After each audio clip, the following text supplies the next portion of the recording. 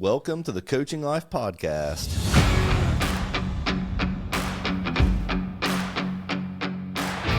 My name is Pat Martin. Here with my hang on, busy. This is the digital world we live in. It never fails. As soon as we begin podcasting, text messages roll in. As soon as we begin. Get an answer. I'm going to critique you a little bit here. All right, let's see. What does Dustin's wife Jennifer want here? That's assistant coach Huffman. Coach is what I call her. Been trying to recruit her to Megs for the last couple of years. Yeah. Okay. Well, I got to read this later, it looks like. So it looks like it's baseball related. It's definitely, yes. It's December. Just off-season reinforces. Stuff. Yeah. Well, I was going to say it reinforces the fact that baseball season never ends. Does not. We're always doing something. Getting busier and busier. I was planning baseball this morning, actually. Looking at the American Baseball Coaches Association conference agenda and whose sessions I wanted to highlight and make sure that I did not miss, and then the OHSBCA conference agenda. Have you looked at that for this year? I have, yeah. This might be one of the best ones I've ever seen. Yeah. In terms of the lineup. Yeah. I like the way that on I don't know if you noticed, but our district meeting is in the afternoon on Friday. Oh, I didn't notice that. Yeah. It's not like 11 a.m.? Well, no. In the past, it's been like 8 a.m. And then the Yes. mini clinics would follow. Yes, the mini that's clinics right. are going to that's be right. It was the first. thing. So, Huh. I don't know. Do you like that? Because a lot of guys take off after that meeting. Well, and that's if the weather's bad too. Like last year, we were getting a snowstorm, and I think guys came to the league meeting and then That's true. I never thought about that. left. Yeah, I don't know that everyone would like it. I think I like the switch up. Well, I'll be honest with you. Last year, I was disappointed in myself for not staying because You stayed for the mini clinics last year. yeah, but not staying after that for some of the main sessions. I normally Because leave after the mini clinic. Yeah, I got used to you get in a pattern of leaving on Saturday or Friday, and Friday's sessions all the way into the evening last year were really good. Yeah. So I'm not. I think they are this year too, but I'll have You got basketball basketball, game. yeah. So I'll be playing. And that's what I was doing. I think I was just going to watch, but you got a coach. Yeah, yeah. I like is that your Megs? Is that your warm ups? This is not our warm ups. Yeah, but just a district or just a school group of people got together and did a fundraiser for Jesus One. Awesome. Jesus One shirts. And those are exploding.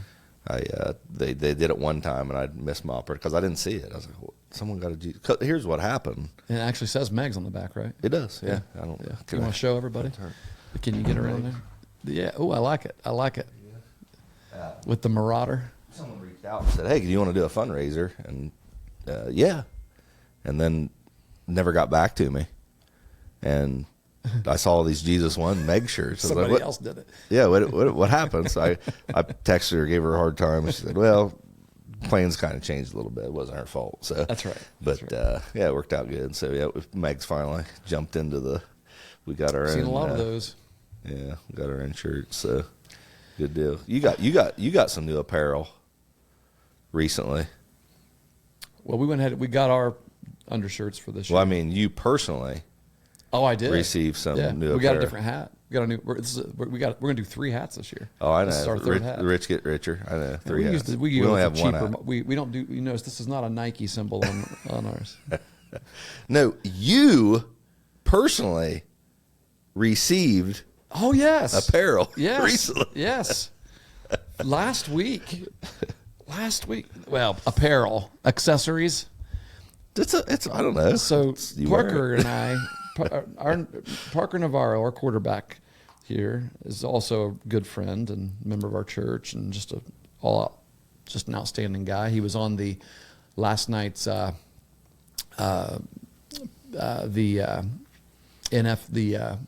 NCAA NAI award, the William V. Campbell award show on ESPN Plus last night. I missed that. Eli Stowers,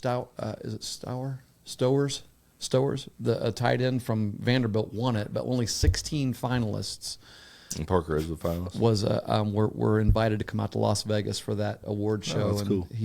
he was one of them. Yeah, so I've had a lot of people ask me, "Hey, Parker coming back next year?" And we'll have to find out. He's got to be awarded that 7th year. Why don't you ask him? Why don't you have Chris ask him? Yeah. He doesn't know if he's going to get to play a 7th year. Mm-hmm. That he had to appeal for it, right. so he's got to be awarded that by the NCAA. And I wouldn't be surprised if he did receive it, he still didn't stay here. Right? Like, I wouldn't be surprised if he said, I got a 7th year. I want to find someplace closer to home. He's from Tempe, Arizona, and he may want to test the waters there. So you never know. He might say, you know what? Let's come back and try to run another MAC championship. You might just at Ohio. started all kind of rumors there. Yeah. Excited. Oh no, I mean everybody knows that these are his options. You read these in every article and everything. So. But anyways. But anyway, last week when we met, he brought me this. Look at that thing. And it's heavy. It is. There. 2024 MAC championship. Yeah, ring. Last year's MAC championship ring. Pretty sweet. He sat down and he was like, so he's got his hands in his pockets. He goes, it's like, because we just meet every Thursday for just prayer and catching up, and he leads the team Bible study, so he'll go through it with me and everything. He's like, I got something I want to give you first, and I said, okay. And he pulls this thing out, and I went. As soon as I saw the box, I knew. I'm like, no way, and it was, it's really cool. But my family all knew it was coming. Oh, apparently. They did. Yeah, they had to size it. They ordered it in the beginning of the fall or at the end of the summer or something, and it hadn't come yet. But they needed to know my size. Yeah, and so. Yeah, so that's pretty cool. It's a pretty cool surprise. That is cool. And then in addition to that, I got yesterday another little surprise. Coach Covington called or texted and invited me to go to the bowl game, the Frisco Bowl. Oh, gotcha. I didn't know that's how it went. I feel like it'd have been a colossal mistake not to invite you. Oh, well, I appreciate that. Yep. Now, these bowl games are more popular. Like, how can I say this without sounding like a smart aleck? People who don't normally go to the football games and have interest in traveling to the games really want to go to this one. And so, like people in the higher up seats at the university, right? Yeah, I don't care. And so, so my seat, my spot got bumped the last couple of years for the bowl game. But apparently I've worked my way up somehow, and they now, I think, and honestly, Parker has a lot to do with that. He had everything to do with me getting that ring also. Mm-hmm. I think it's we talk about what our athletes are thinking and feeling, and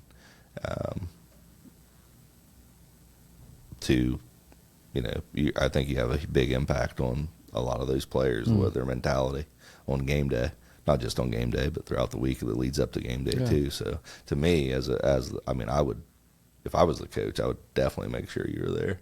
I didn't realize you didn't. I thought you had been to the bowl games the last couple of years. I didn't realize that, but I said it. I'll circle back and die on the hill. I think that was a colossal mistake. Just because, if there's anything, I feel like I felt like that for a long time. Anything that can bring comfort and familiarity to the players, that when as they're going into a game, anything that's the same. Like if you've been there, I would want you there because some familiarity. Yeah. Yes, right. Yeah. So I think it's a good move. I think it's the right thing to do. Yeah, that's cool. I appreciate that. Yep. I think I remember last year he asked if he was able to get me a spot, would I want to go? I think I remember. And when I was hestant about it because the scheduling we're getting home at 5 a.m. on Christmas Eve this year, right? And I'm a big Christmas guy. I love the holidays with my family and stuff. And so I kind of hesitated last year. Said I'm not sure, and that may have been one of the. I guess you did skip out on a trip this year. I skipped out on the last away game for not a. kind of a to see Oakley. So, yeah. Hey, do you know where the Frisco Bowl is being played? By the way, I do. This is why this our was audience a lot may easier not. to say yes. Oh gosh. Yes. You're going to go The meet Star. You've been really. It wasn't The Star facility. It's not OU. It's not Ohio that's inviting you. It's not Coach Covington. Jerry Jones has sent out a message. I've been reaching out. He's not yet accepted my appointment request for a meeting. So I'm gonna try to sit down with Jerry.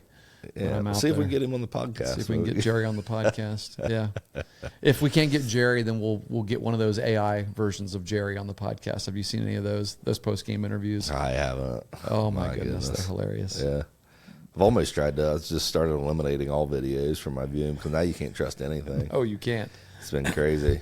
Can you trust this?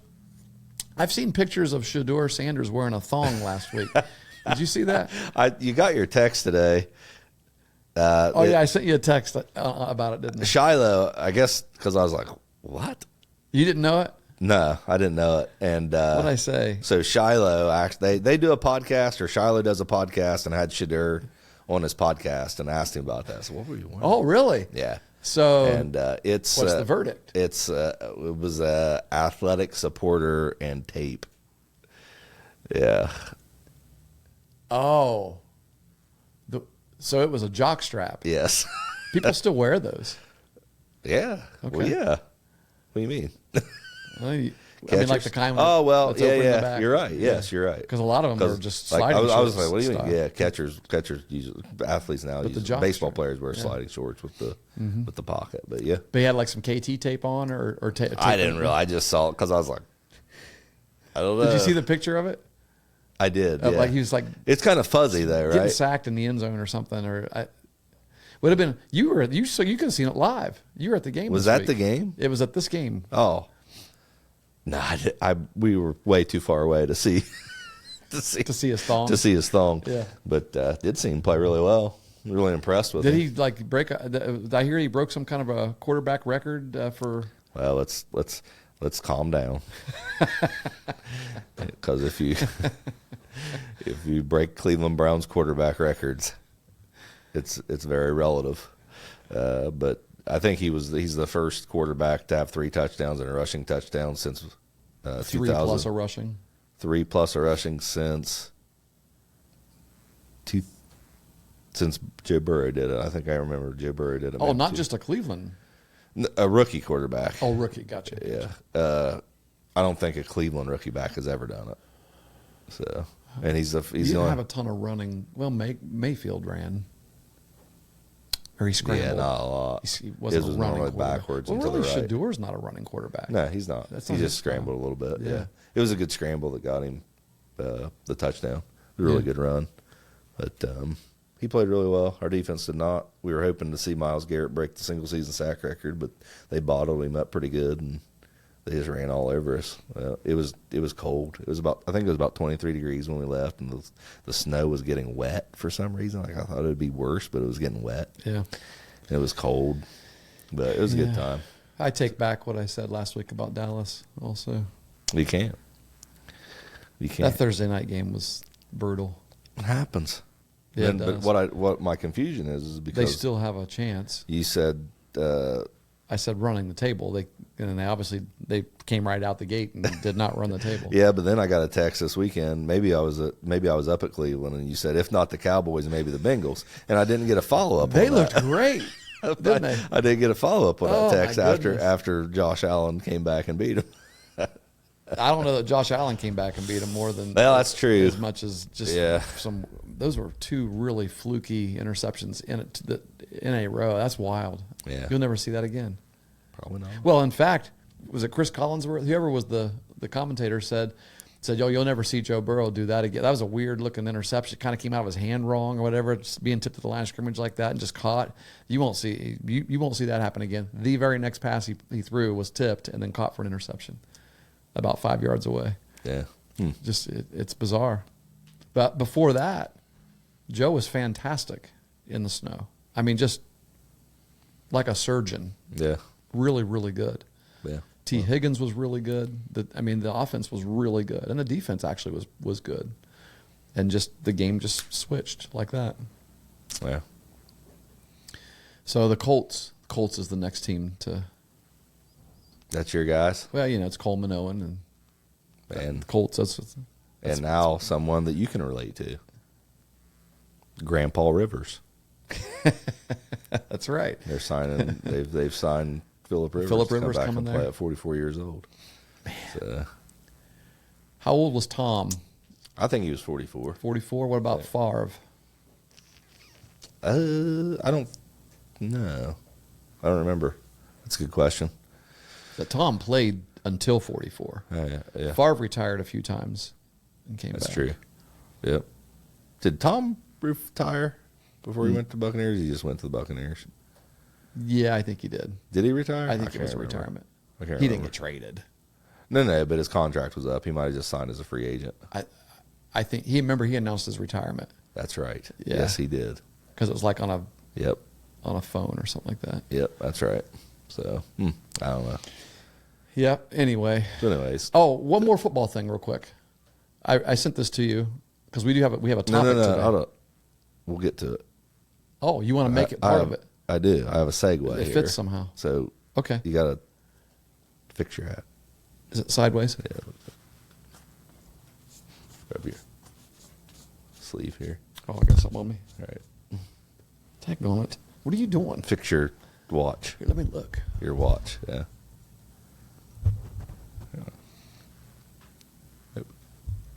Open your eyes a little bit. There you go. Straighten up. What are you doing? I'm just getting you ready. You're driving me nuts. Okay. Straighten up. Okay. All right. How you feel? Nervous. I don't know what the heck you're doing. Right. So what I'm doing, Coach, is what many youth coaches and high school coaches, many coaches across our country do to our athletes in over-coaching. And we do it in a lot of ways. And one of the worst ways we do it is to tell them how to hold their body, how to move their body. And that's our conversation today is, how we might be over-coaching in a lot of situations when we don't recognize it. And I think that's a big topic. One of the segue, you were going to bring it up a minute ago. We have some college football teams that have decided to not accept bowl invitations, right? And there's a lot of perspective on that right now of, is that the right thing to do or isn't? Maybe there's a lot of perspective on if it's right. There is, I think, and there may be a lot of different reasons even for them deciding. I've read about some people's perspectives on that, being the changing climate and atmosphere of college football in general, where you have the end of the season at the conference championships or even the week before if you're a team that didn't get in the conference championship, and then several weeks open before bowl games begin. I know some bowl games begin earlier, but you still have a long layoff. And then if you play in one of those, you're preparing for that. But now you also have the variables of coaches or players leaving, coaches leaving, the transfer portal. You're not sure what your roster is. You may not know what players you're going to play. Your team may look completely different in the bowl game than it has all year. And then the big one that I read was coaches are basically saying they're weighing what's more valuable to us, preparing for this bowl game in that scenario of it's not really our team, or getting ready for next year. Right. So that we can make the playoffs. And, Right. So that was one that I read and went, yeah, I can see that. But it's not the feeling I got for why Notre Dame decided to not. I felt like they were butthurt and basically said, we're going to show you. Right. Well, that's definitely what they did. And not take a bowl game. Because they know that in some way that there's a monetary deficit that happens because they choose not to play the bowl game. We're just going to show you guys we don't need it. But I would even say, those coaches thinking that way. I think you have guys on your roster that are going to be back next year. Yeah. And to compete in a a high profile game like that is an opportunity that you can't replicate in practice or that's how spring or anything like that. Parker got his opportunity in the Myrtle Beach Bowl a couple years ago. Yes, very good. And played fantastic. Yes. And it's like, okay, there's your next starting quarterback. Yes, good point. Great point. Because Curtis hit the transfer portal. Yeah, so I think, that talking segues, I feel like these coaches, when they're making those decisions like that might be overcoaching a little bit. I'd be thinking. Now, Notre Dame is set aside. I don't even think, in my opinion, I think their argument's off. I think Miami should be in. So Miami, yeah, in theory, they didn't do enough to get in. Knock Notre Dame out. Right. I don't think should be in. The problem was that Notre Dame was above them. And Miami didn't play in the selections, and neither one of them played. Right. And then they switched. Right. So, what was the difference? Right. Like, I think this committee screwed up by having Notre Dame above them to begin with. Probably. Sure, because Miami beat Notre Dame, right? Yeah. So I think Miami's good. I don't think that's the argument. Quality. I don't think Tulane should be in. Yeah, I don't either. I don't think James Madison should be in. Yeah. The only reason they're in is because they won their conference tournament. So why isn't Western Michigan in? Western probably give those two teams a pretty darn good game. There you go. Right? It should be the top 12 teams that are voted in. Yeah. The system was the always... AP poll basically shows you who the top 12 teams are in that country. Well, but they have a separate college football ranking, that they vote on. Which what's what it was with the 1 and 2, right? And no one would ever agree. Well, 3 should be 2. Yeah, exactly. Right? 2 should be 1, 3 should be 2, whatever. Then we expanded to 4. It's funny, we expanded to this to 4 and then 8 and then 12 because of these problems. But when we expanded to 12, we changed everything. That's true. Because if you remember last year, what was the scenario? Ohio State. Oh yeah, got beaten but someone was ranked number 1 in the country and weren't going to be the 1 seed because they didn't win a conference. One team was going to end up like maybe it was Michigan that was number 2 or something like that, and they were going to automatically be the 5th seed because the 4 conference winners got to be the buys, right? And that's stupid. Yeah, that doesn't make any sense. It should continue to go off the seeding. And it should. I feel like that should be the way it is now. And Tulane wouldn't be in. James Madison wouldn't be in. Notre Dame would be in, and then another team would be in. I don't know. Probably Alabama. Did Alabama get in? Oh yeah, they got in. Alabama didn't move. Who didn't get in? BYU. BYU. BYU got spanked in their conference championship, and they got punished for it. Alabama got spanked in their conference championship and stayed right where they were. Did not move an inch. Yeah, so that's why I'm saying, forget all this. Take the conference championships into your evaluation that you seed the teams with, but leave all that out of the conversation. Here's our top 12 teams: 1 seed, 2 seed, 3 seed, 4 seed, 5 seed. Right. How did you come up with? How did this team get to be 8 and not 9? Well, they won their conference championship. We took that into consideration, but it shouldn't be an automatic. Yeah, it should stay. And if it's going to be an automatic, they should come up with some different rules around that. And like you said, any conference, then winning your conference gets you into the tournament. Let me read you a quote from a different coach, another perspective. This is a good one. This is head coach Clark Lee. Is that how you say his last name? From Vanderbilt. I'm not sure. Someone asked him about how they feel about not making the top 12, the playoffs. And his answer was, that's no one's fault except our own. We had our opportunities and we didn't do enough. We are not victims in this process. Our ownership is in coming up short. Yeah. So they're taking ownership of where they're at. Yep. And I think we had our chances. I think you could say this for Notre Dame that, I would have liked to have heard something like that come out of Coach Freeman's mouth. Yeah. At some point, maybe he did, and I just missed it. But Miami beat him twice, right? Is that how? I don't know. I hear that. Yeah. I don't know. They beat him. Miami beat him. So if you beat Miami, same thing. Ohio University. Yeah, we were in the same boat. We were, and and we had a very similar situation of getting left out because of the tiebreaker scenario. Yeah, it's very weird. Like, Miami, who everybody looks at as the fourth place team, was playing against the first place team. Yeah. And the reason why people were saying Miami is the fourth place team is because the second and third place team, Toledo and Ohio, both beat Miami head to head. Right. And so you got three teams that have the exact same conference record.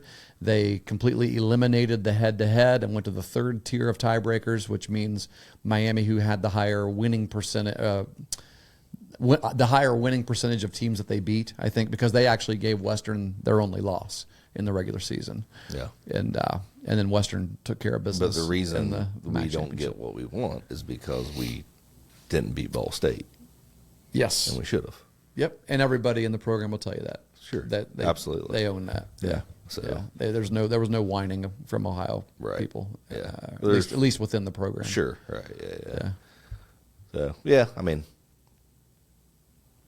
these are opportunities to, I think, get a little bit mentally stronger that, Notre Dame's probably not getting right now because of the decision that they made. And I'm sure it just was. It's not solely a football decision. No. There's also the argument that the only way you're going to get anything to be changed from an NCAA perspective is to do something. Take that like kind of a stand. Yeah. But, what's the cost? And the cost now to me is you've got a bunch of kids that don't have the opportunity to play in a bowl game. And that's unfortunate. You've got seniors that are going to be leaving the program that don't have their shot, and probably kids that never got a chance to play in a bowl game for one reason. Maybe this is their first year of actually getting significant playing time or whatnot. Aren't going to be able to play in it too. And to me, I don't know. Right.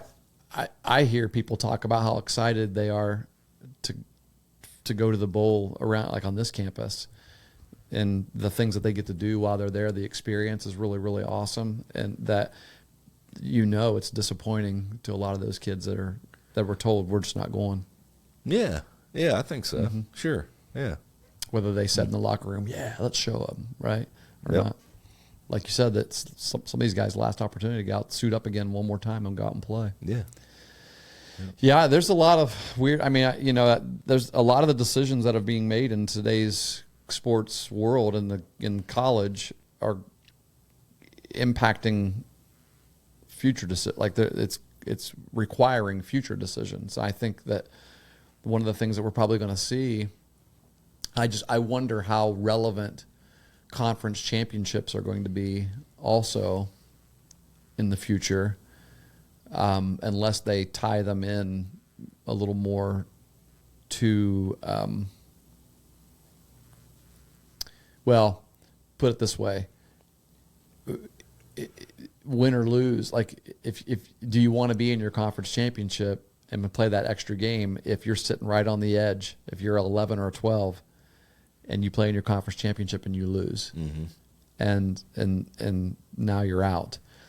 Whereas if you didn't make it, but you were sitting at 11 or 12, you don't play another game, you might be. Yeah, would it have been good for BYU to say, we forfeit our conference championship. We're not going to play. Right. Yeah, who knows? I mean, that's still count as a loss, but that's not another play, Yeah. Yeah, that probably wouldn't work, but it's a thought.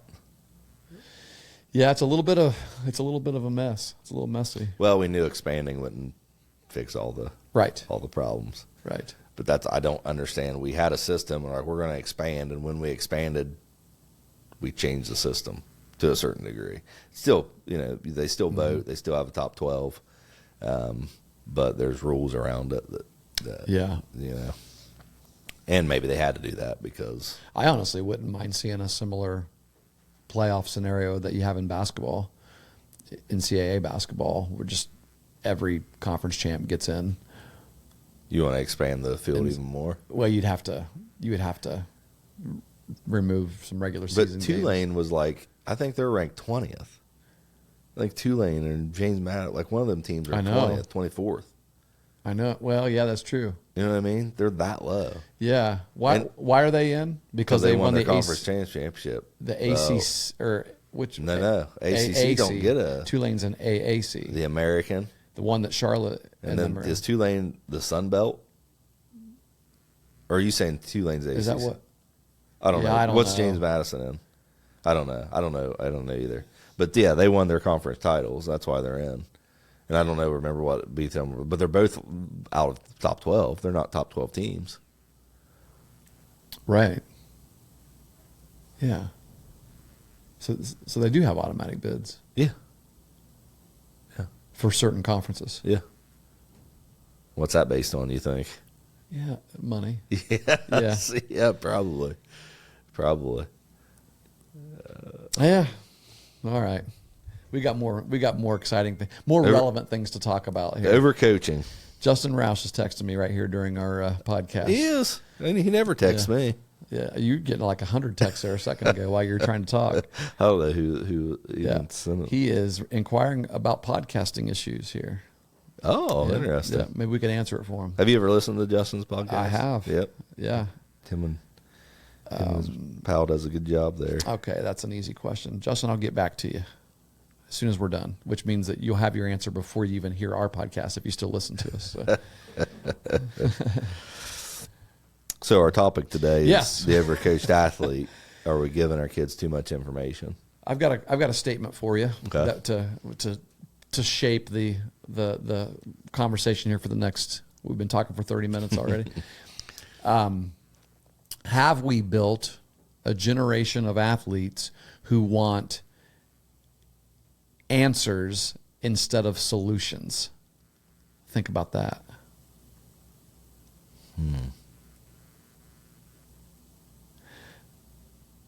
A generation of athletes who want, just tell me the answer instead of coming up with the solution, instead of being able to come up with the solution. So we're handing them fish. We coach them so much that, not teaching them how to fish. Yeah. And there are a lot of, I think there are a lot of problems, a lot of factors that occur when you talk about coaching things too much, micro coaching or micro managing and coaching, right? Like one of the things that comes to my mind is you slow a player down. Yes. When you give them more information. They're processing. Yes. They got to process more. They're not it's not a natural reaction to it. They lose their instinct. They can, and they almost become paralyzed until you give them the next thing to do. Yeah. Right? This is the kid that every time he's got the ball in his hand dribbling up the court, he's looking over to the bench to see what you want him to do, right? What are we supposed to be running right now? Or it's a hitter in the box trying to remember 7 different cues, while he's in the box. Okay, load early, keep my hands inside, don't drop my hands, keep my eyes tracked on the ball, stay balanced, all these things. When that result then becomes, you don't do those things, like you're slower, you have poor timing, you have Or it takes away the execution of you're trying to other do. movements, of other things. Yeah. Robotic. I noticed this kind of, I don't know, we've talked about our evolution of as coaches, from at least mine, from shifting. Well, I think everybody kind of does it. You shift from the X's and O's to the people.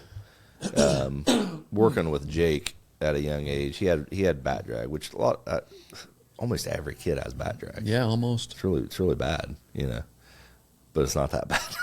It's not that bad. But you like, what's going to fix it? You go through and I had a swing broken down into 3 steps. Yeah. Get here, finish here.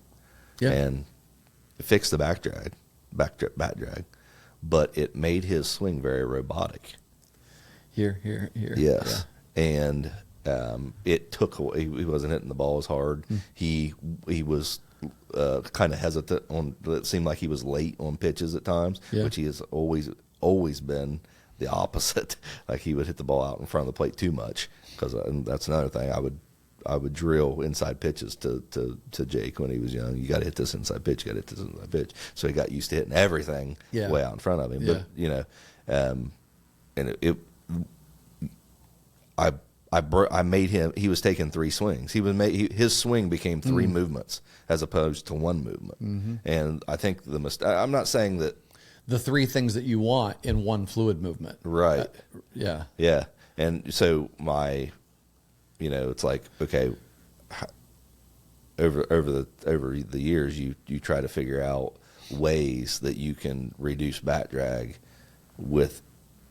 by giving them things to focus on within their swing. Like I think one thing that helps is flashlight to baseball. Yeah. Yeah. Just focus on that for a little bit. Try to find the baseball with the knob of your bat, but as you know, when you start your swing, that's your first movement. Just feel that movement. Allow them to incorporate that into their swing where it becomes more natural, and then you go to the next step. Yeah. As opposed to trying to talk to them so much about, and I don't know, I guess there's a threshold too, because it's good for them to understand. I think I've read some studies where it says that kids 11 to 14, when you're between 11 and 14, you begin to understand the way that your body moves more, and you're able to take instruction and apply them better. So wow, I don't know, something that's a good cue. I don't know. Hands up. What does hands up? If you keep your hands up, what does that mean? As opposed to having to show them. If you just say it, does the kid understand what you're saying when you say keep your hands up? Like how high up? Yeah. Or what does that even mean? Keep your hands up. Or up here? Yeah. Or during the swing, after the swing. Right. When? Yeah. But so I'm not saying eliminate that completely. Sure. But if it's just complete, it's like you're doing this, and this, and you need to do this. Yeah. It's all, they're trying to process it too much. You have to incorporate live movement into that training session. Well, I mean, you think about all the things all the feedback you get from these analytics programs like HitTrax and TrackMan and Rapsodo or the blast sensors or anything that or just heck now, just take a video and put it in ChatGPT and say, analyze this, There's so many things that we're able to see and determine what needs to be corrected that you didn't even know before, And so what I'm thinking is, okay, are we making better athletes by loading them with analytics, or would it be better just to let them play, right? Like I think about how kids used to learn, like how you and I used to learn. We used to learn by playing. Like we learned how to play the game by playing it. And now it's almost like we analyze before we play. And we say, okay, here is what we want to create you to be. And then what happens is the kids start thinking about that too, and it may be any sport. This isn't just but I'm thinking about baseball and hitting and pitching and such, and I remember as a pitching coach at Athens, when I first started with Gibby, I didn't want to screw up, and so I'm like, I got to make sure that all these kids have really good mechanics and all that, And of course, you show up on day one and you start seeing them throw bullpens, and you're like, well, that kid's wind-up looks funky and his arm slot's weird and everything. But man, he's got good movement. The ball gets in there, and he's thrown that way all of his life. But I got to correct him because it's not good mechanic, right? There's something poor in that mechanic. And I remember trying to walk them all through, and we're going to break it down. The rocker step, you can go wherever you want. If you want to go back, you want to go to the side, however you want. But I'm going to give you that leeway. But let's all do it. 1, and I just counted out 1, 2, 3. Knee lift, and what happened is, you do that. Kids come to camp, and you want them to begin with proper mechanics, right? And so you kind of walk them through that. But then kids get older. Everybody develops and their body moves differently according to their own mobility. And so some kids aren't able necessarily to duplicate the exact same mechanic that another person is really successful with. They might be more successful with a different mechanic. And so what happens is you learn to just sometimes sit back and say, I'm gonna let you play a little bit. And if you're doing something that's going to injure you or it's not sustainable, or you can't control. Or if there's something that you can change that's that's simple, that would make a big impact. Yeah. Right? If you can just make this little change, think it would make a big difference. Those are the things you focus on. Yeah, I agree. 108 Performance. Help me. Coach Eugene Buchers. Is it Polskeen's pitching coach? You know the guy. Oh, yeah. You know what I'm talking about. He talked about that at the OHSBCA last year. Yeah. He asked, is it fall and tall? Or, right. Yeah, right. And like, drop and drive or tall and fall. Yeah, and who teaches drop and drive? And half the room raised their hand. Who teaches fall and tall? Half the room. And he's like, "Yep, you're right. Yep, everyone's right." And watch Paul pitch. He does both. Yeah. But he's just getting. Yeah, he's getting. I think one of the things, it's like it feels so above my head. Yeah, because I haven't put a lot of time into, because I don't know that I'm smart enough to really know, because it has to do with anatomy, and I feel like you'd have to be able to do studies on each individual athlete to know it. But some athletes' hips move different than others. Their shins move different. Yep. They have more flexibility, less flexibility, and they're never gonna change that. Like that's it's bone structure and things like that. And depending on that, you need to teach them this way. You need to teach them that way. So like unless you're really getting in depth, and having someone that's able to break that down, your body movement, your body type, and what's inside of you, it's kind of dangerous to do. To change them up. Right. But, and you see these videos. I think Coach Allen, one of my assistants over the past few years, sent me a video a few weeks ago of like this 4-year-old that was the guy was like throwing away. He was crushing the ball. Oh yeah, I've seen that. I've seen throwing in. It may not be the same one, but I've seen videos like that. It's like he's 4 years old. Kid with a little like wiffle ball bat or something. Yeah. And he's like, man, look at that swing. Look how he finishes. How did he learn to do it? Look at the plane of the bat. Yeah. He's not. They're not breaking him down. No one broke him down. Yeah, right. It's a natural. Yeah. It's a natural swing. Like he's just picked that up by watching and doing it. And we skipped that. A long time ago. I wonder what episode it is. I gave a theory. And the theory was that because we have developed as coaches through learning and playing unstructured free play, and we've watched and we've gathered information. We've had good coaches. When we have kids, we know where we want that kid to be, and we know they need to do certain things to be that. But that experience that we're teaching them is our experience and not their experience. Yeah. And we're eliminating their ability to develop on their own. Yeah. So we're taking some of that development away from them that ends up hurting them. We are removing the very thing that we got to experience, which allowed us to be where we are in the game that we now coach. Right. Because we learned by playing. And you remember the story that I told a while back also about the young man who was at the same he was at the same showcase that Brock went to at Wright State University when they were in high school, between junior and senior year of high school. And this young man played at Marietta High School, a team that we had been battling with in the district and the regional Brock senior year. One of the greatest baseball games ever played. Oh man, I agree. In high school, yeah. But this guy, so I met this guy's dad in the stands, and he's up there like reading a book or something, and I've got my Athens hat on, and I saw Isaac come over and talk to him. Isaac Danford's kid's name, and he came over, and his dad gave him a Gatorade or something. And so I said, "Hey, are you Isaac's dad?" And he said, "Yeah." And he's like, "You coach at Athens?" I said, "Yeah." I said, "And Brock is my son down here," and we were just chatting a little bit. And so we were talking. He's like, we were talking about what all other showcases they've been to and all that, and it came out to where he finally said, "I actually don't know anything about baseball." He said, I'm not an athlete, and I didn't play, and but I really enjoy watching Isaac play. And I said, wow, that's really interesting. And it actually ended up, I talked about this in my book, in Building Champions, because it was fascinating to me, the difference in the way that guy handled just that day.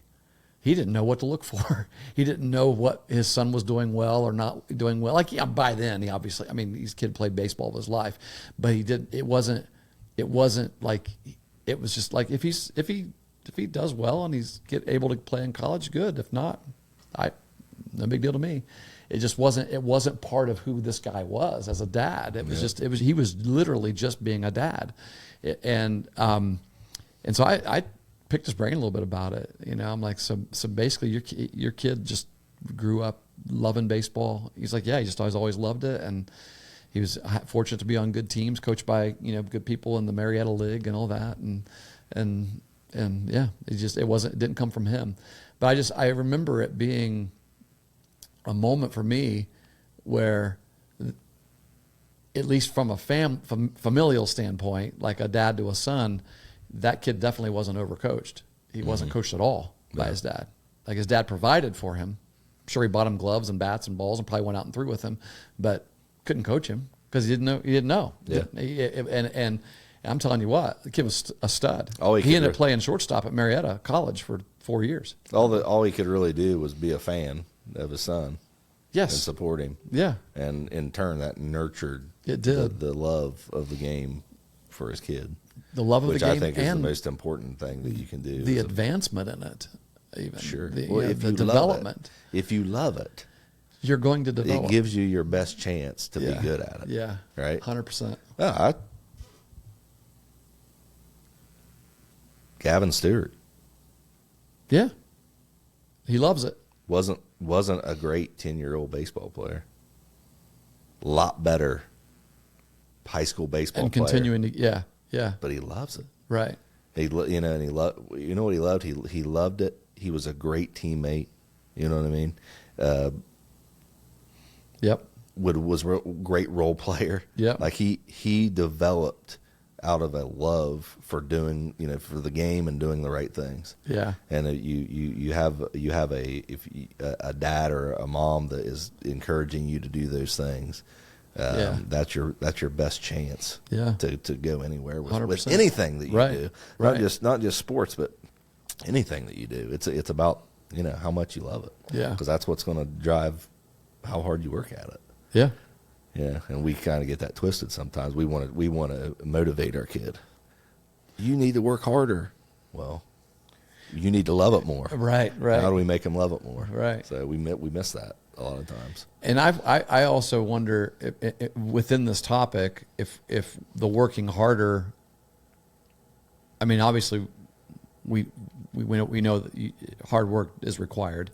But are we working harder at the right things? Mm-hmm. Because we talk about overcoaching. I tend to think also about some of the micro training things as well that we build into our sports. Mm-hmm. Like I think about, like kids who are getting formal lessons. Like I'm not against those, obviously, and not against personal instructors and things like that. And as opposed, I'm more about, like you are, unstructured play. Like open gym, I think provides a lot more development than just going in and shooting off a pitchback thing or whatever. What do you call that thing? That rebounding machine that shoots it back to you. I can't remember what they call it. Like, you ever see a kid that can go and light it up with that thing, just work around the perimeter and, and catch and shoot, and then they go in a game and they can't compete, can't hit anything because you got somebody in your face. It's a different feel. It's a different feel. It's the same exact kid that just crushes the ball in BP, right? But as soon as you get in the batter's box and a pitcher's actually trying to get you out, as opposed to a coach just throwing it to you, it's different. It's different, and that's what we're talking about. I guess is like there's a difference between a basketball player. I go back to basketball who is perfect in trainer drill moves, right? But then the defense on the floor doesn't ever look like those cones were shaped that we went around. I'm not saying those drills aren't important, but sometimes we spend a lot of time on those things and then we get frustrated in a game situation because it doesn't translate and it's not why doesn't that player look the same? Like, man, he hits the ball like crazy in practice. Why can't he hit in the game? Well, because we're not putting him in situations that are like the game. He may have hit 100 balls this week, but they were all lobbed at him, or they were all pitches he knew were coming. Right. And he wasn't competing. So that's just one aspect of it, I think. Yeah, and when you're breaking things down into movement, that changes too. So it's one thing to perfect a movement a few times. Yeah. In a session, a training session. It's another thing to be able to go out and do that in the chaos of competition. Because then it requires instinct that's not required in the drill. And that's another thing that I think you can add to the equation of, okay, what's important to work on? Because we know that, to change a movement habit in our body, you have to do it the correct way 10,000 times. Yeah. So if you're trying to change 10 movements, it's going to be a lot more difficult, a lot more time consuming to do that than it is to change a single movement. Yeah. Or maybe there's something that, your kid's almost got that isn't great at. You can attack that first and change that part of their game instead of saying, oh, you're not doing this, and this. And, because in order to correct those things, it's going to take a bunch of time, and you're not going to see it. And as you go through it, you might be creating some different habits that aren't the best and things like that. So think about the amount of time it's going to take to correct something when you're going through a drill perspective like that. Yeah. Let me go another. Let me change gears. Okay. But it's still on the same topic, obviously. And we bring this up a lot, but it's relevant in this conversation too. Because we're talking about overcoaching, right? Yeah. A lot of athletes today will hear one version of how to do something from their coach. And that athlete has a personal trainer. Yep. And they may hear a different version from that personal trainer. And then they get home. Yep. And maybe they got a parent that played the game, or they get a different version. Why are you doing it that way? Well, that's how coach wants us to do it. Well, here's how you should, or here's how we did it, or So there's a third version, and then now you've got TikTok and Instagram and all these. So now you got videos that anybody can get out on YouTube and see people promoting opposing techniques of how to do things. And the result is a really confused athlete. Number one. But even worse, according to this conversation that we're having, an athlete that has zero internal voice, like zero ability to figure, like what I said earlier, we give them all the answers and don't help them figure out the solutions, right? And you need an athlete that can own something himself or herself, and it's hard for them to own anything when this coach is giving them this, and this trainer's giving them that, and this parent's giving them that, and this TikTok video is giving them that. And what do they do? Which one is right? What do I do? And maybe a combination or just none of those things, But it's usually this: whatever coach you're playing for right now, that's what you do. Yeah. If it's a mechanical thing or a philosophical thing that's within the team, a strategy thing, a scheme thing. Oh, well, sure, yeah. Obviously, it does not matter what anybody else says. No. Who you're playing for, do not play for that team or that coach if you are going to come in there and say, well, this TikTok video said it's better to do it this way, or this parent said it's better to do it this way. And I would say as a coach, my philosophy as a coach is this too. I try to think from a philosophical or strategy. My first year of coaching, we see how they did that. We didn't our double cut home. We isn't the way that I teach it. Isn't typical of most other, because most baseball teams do double cuts the same way, right? Yeah. I mean, there's variety. Yeah. Depending on where, if the as ball's we in were, the corner, as we if it's were in the working gap, through it, this group of kids that I had, which was a good baseball group of kids, said, that's not the way we've been doing it. Like the last couple of years, we do it this way. So they're more comfortable doing it that way. All right, we can do it that way, right? It's not. It may not be conventional, but it's it's what they're going to fall back to instinctively in the heat of a game. You have to decide. Yeah. Am I going to put? Are you able to go back and do your 10,000 hours of? Yes. Are they going to be uncomfortable doing it my way, which I believe it's not my way, it's the way. Right. That I feel like has the most efficient benefit. way, right? Yes. Or is it better for them to do something they're comfortable with and maybe be inefficient to a degree in certain situations, but still be the best for them at it in most situations? So I go to another. I agree with that. Yeah. And I've had it from a mechanical perspective. I've seen kids I know that works with someone and have a completely different hitting flaw from a movement perspective than I do. And I don't like that. I want you to try to do this. And they would do it. And then maybe a week later, they frustrated said, can I go back the other way? Yeah. You go back the other way. Yeah. Because hitting, sports it comes back to what I was saying. Like there's a war now within them, right? Because maybe the other coach isn't being as amenable to them doing something a way that isn't necessarily the way that they want you to, I want you to do it.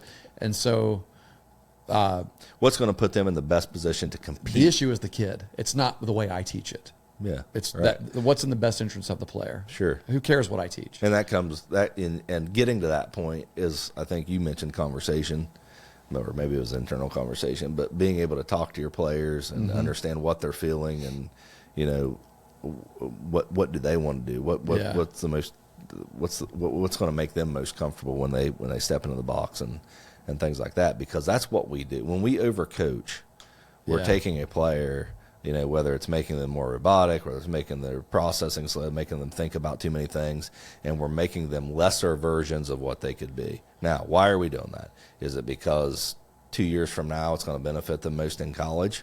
Okay. So you weigh that. Is it because it's the way that we know that it should work, but we're talking about a senior that isn't going to play college baseball, and they do produce a little bit for you the way they do it? Yeah, maybe those are the ones you want to stay away from. Yeah, you know what I mean. Yeah. So I guess the why becomes important. Why are we trying to change them, and then our ability to change them to be the most efficient, because I've said it before, you can have the perfect swing. You can do things perfect. If your middle approach isn't there, you're not going to be very good at it. Yeah. The opposite is. And if you're not a competitor, you've got to compete. Yeah. And so we don't want to do things that prevent you from being able to compete at your highest level. If you have a great approach, you don't have to have great mechanics. It helps. If you have great mechanics, great approach, you're better. You're going to be great. Yeah, you'll be better if you have them. But one's a necessity and one isn't. Yes. You can't walk up. You can't be successul in sports without a good mental approach. Yeah. You have the best mechanics in the world, and you still got to be able to compete. Yes. And you can have a little bit of success if you don't have great mechanics, but you compete.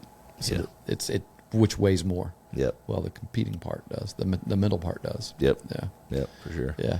I mean, the reality is, and when it comes from a coaching standpoint, as we talk to coaches here on this podcast a lot, what we're saying is that the coaches that are probably, we'll say it this way, the best coaches simplified. They simplify, they don't add. They simplify more. Yep. They don't add more.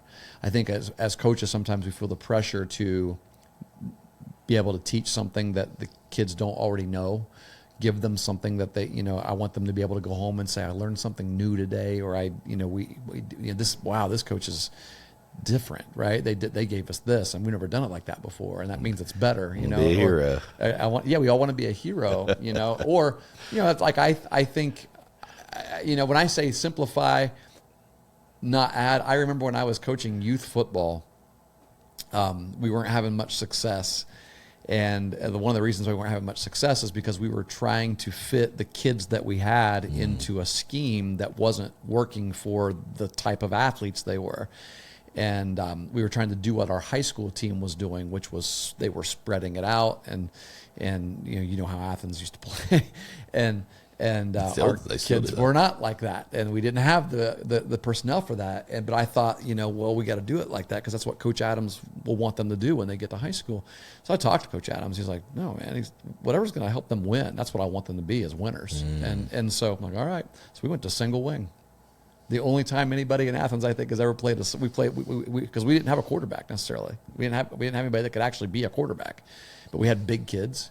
They weren't a lot really fast, but we knew we could gain 4 and 5 yards a carry by going to single way, just running it all the time. But we knew we were going to be limited, but it's youth also. And I remember before we got to that decision and just completely simplified it and only had we ended up running maybe 8 plays the rest of the season. Before that, we were trying to come up with new schemes and new plays and new formations and motions and things like how can we, and it was like every night we were adding to the playbook, and this playbook was getting thicker and thicker, and we were like, look, okay, because we're going to try this, and these are 4th and 5th and 6th graders, and we're adding to them, and it wasn't making them better, it was making them worse. And so it wasn't until we simplified, and I remember sitting in a room with these coaches and these guys, and we're having a coaches meeting, 4 dads in a room trying to figure out how to help these kids be successful. And we brought up, somebody said, well, what is it that makes a team like Nelsonville York so successful at the youth level? It's the same thing that makes them successful at the high school level, is they're all doing exactly the same things the exact same way, and they're not many things. There's only a handful there's just a few things. They teach them how to block and how to love blocking. And this is how you block, and we want you to love doing it. We want to celebrate the fact that when you engage with a player and that player can't get off of you because you're driving them where you want them to go, that is a success, and we're going to cheer you on when you do that. Which translates to any scheme. Exactly. And then they teach them how to tackle. Which translates to any scheme. And those 2 things, right, are the 2 biggest things that they do really, really well. And then the third thing is they really run, what I can remember, they maybe run 6 plays. But they run those 6 plays. That's the Bill Parcells model. Yeah. Would you rather? Yeah. Was it Bill Parcells that said, what team would you fear more? A team that has 30 plays in their playbook and practices those 30 plays all week long, or a team that has 3 plays in their playbook, and those 3 plays they run to perfection. Right. Yeah. Yeah.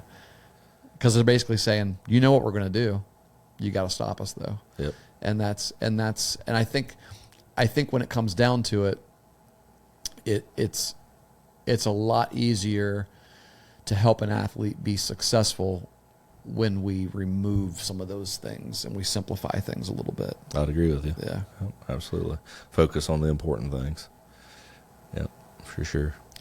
Which makes me feel really good today because we don't have all the resources that a lot of these big, rich, wealthy programs do, and that I get jealous about, right? And it's like, man, if we only had this or that or this or that, and we got balls and we got bats and we got bases and we got people, we got good people to teach them, and that's really what we need. Good word. Yeah. Good word. What we got here? Did we cover everything? I think so. I'm looking at our text here to each other. So how do we fix it? Limit our cues. Limit the cues. We want them thinking about one thing rather than 100 things, right? That's like the swing word if you're in a box. Or just stop talking so much. Stop adding so many things. And focus on important things. What are they thinking when they get up there? How are they feeling? Ask them, yeah. Mm-hmm. Yeah, how do you feel? Mm-hmm. What did you see right there? Yeah. What do you want to try? What do you want to try next? Instead of Have them trying figure it out. to find time to correct a movement pattern, find time to allow them to compete some way, however that is. Yeah. Things like that. Not saying get rid of it completely by any stretch of the imagination. You still want to refine things. You come across bad habits as you play from one year to the next that you just get into, and usually those are correctable if you point them out. But just be intentional about before you go changing things. How hard's it going to be? How long is it going to take? Why am I doing it? Right. And go from there. So, yeah. Hopefully nobody in the TVC Ohio or Hawking listens to this podcast. That's right. We don't want you guys just go ahead and overcoach them all you want. Spend a lot of time with those little drills, and only everybody in the TVC Hawking, I only want you to do coach pitch BP. That's all we ever want you to do. Right? Don't ever do live bullpens. Yeah. So. See everyone next week, maybe? Back next week. We can do it again next week, right? Yep. What's today, the 10th? Yep. Friday the 19th is when Christmas is the following week. So yep. Christmas We'll be good. Good deal. See you next week. Let's do it.